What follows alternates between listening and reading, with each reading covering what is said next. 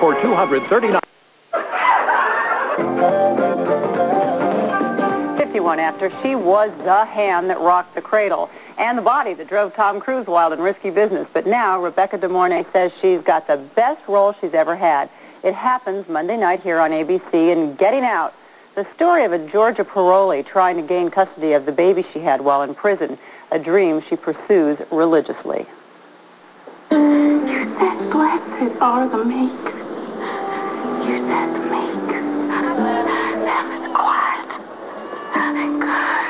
Good. You said they get. You said they get the earth. Well, they don't. They don't. They don't get nothing. They don't get nothing. They don't get nothing.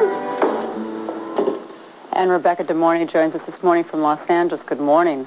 Hi. This is some role, but I mean, you've had some really good roles. I mean, besides the ones I mentioned, I just wrote down a couple of others. You acted with the late, great Geraldine Page in The Trip to the Bountiful, with John Boyd and Eric Roberts in The Runaway Train.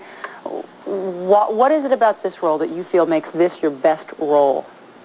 It's really hard to find, good roles and good material for both men and women. Of course, it's harder for women because there's less roles written for women.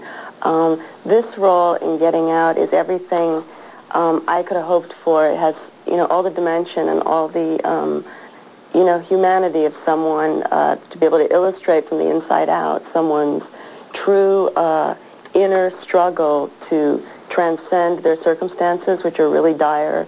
My character comes from a set of circumstances where everything is stacked against her, her family, her economic situation, her lack of education, everything, and she's filled with a lot of rage and hopelessness about it, and yet finds a way inside to transcend her situation. Self-transformation is what it's about, and I think it's a really, really good role. I know that you went into some prisons and spent some time. What did you learn, and what surprised you about that? The thing that's interesting, the contrast between the women's prisons and the men's prisons, you kind of have the idea that women are as violent as men because you sort of have seen prison movies. Women in prison are 200% less violent than men. They're allowed to have knitting needles, scissors, whereas in the men's prison often they're not even allowed to have a pen because it might be used as a weapon. The thing for both men and women's prisons that's interesting to me is that they really do become kind of a home for people that have not been able to find themselves, that have like slipped into criminality because they really don't have a better choice. They don't have they weren't raised differently, and so it becomes like a home. You just got through saying that it's hard to find roles, and particularly for women, and the producer of this movie was even quoted as saying that he was a little worried about casting you in this because maybe you were a little too beautiful, a little too sexy, a little too pretty. Has that been something? I mean, is it even harder for a beautiful Hollywood actress to get the roles because you might be too pretty?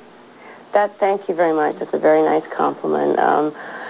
I think what's interesting is that the people who make movies are the very same people who believe the lie that we're fabricating by making a movie. We're creating an illusion, and the people making the movies you'd think would know better, would know this actress is just acting the part, whereas they tend to believe if you play a glamorous call girl that maybe you really are just a glamorous, sexy girl, as opposed to, what I look like when I wake up in the morning.